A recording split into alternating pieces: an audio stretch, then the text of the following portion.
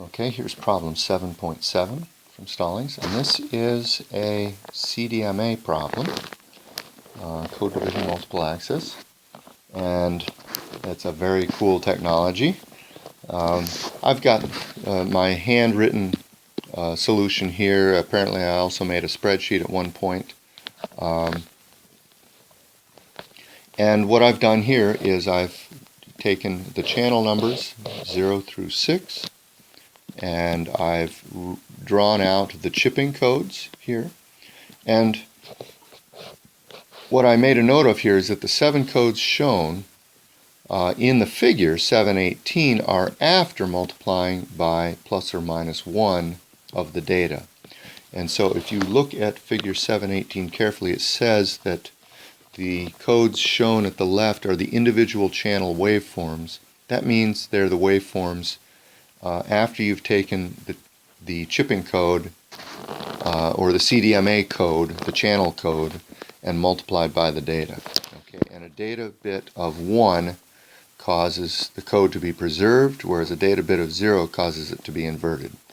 And so what I've done here in these 7 diagrams is I've actually drawn the actual channel code or the chipping code. Okay, and so the idea is that instead of sending a single bit, a 0 or a 1, we're going to send our code bits, either inverted or not, depending on the data.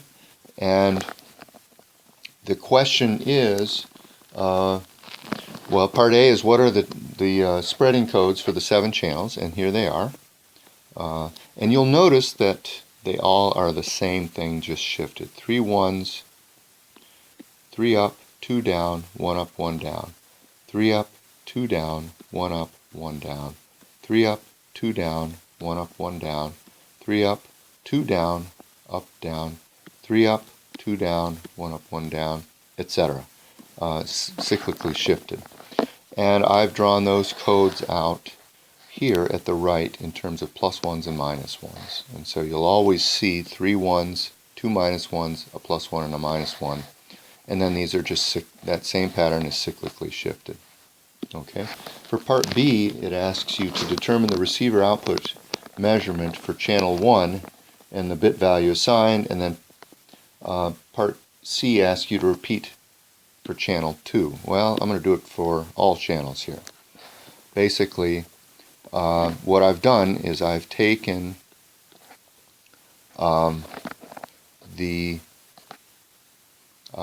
I see. Over here to the right, I've actually given what's on the channel. And so you can see here, for example, whenever I have a 0 bit, I've inverted the spreading code. Here's the spreading code: minus 1, plus 1, plus 1, plus 1, minus 1, minus 1, plus 1. I've inverted it here because I have a 0. So these over to the right aren't the actual channel codes, but they're the code that's actually sent on transmitted. Okay, and so what's transmitted is the sum. So I have 1, 2, 3, 4, 5 1s, a negative 1 and a plus 1. It gives a 5.